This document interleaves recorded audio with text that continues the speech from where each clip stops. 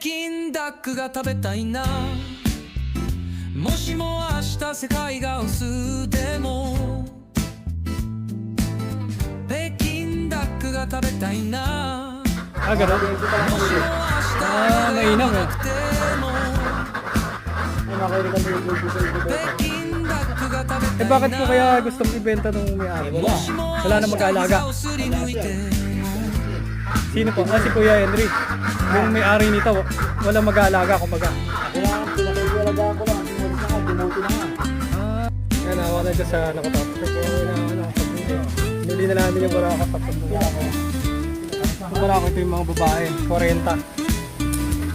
Sa babae. Hindi na namin tinali pa kasi nangingitlog, sayang naman. Baka ma-stress sila ng gusto. Ma-stress sila ng gusto. Kaya hindi dapat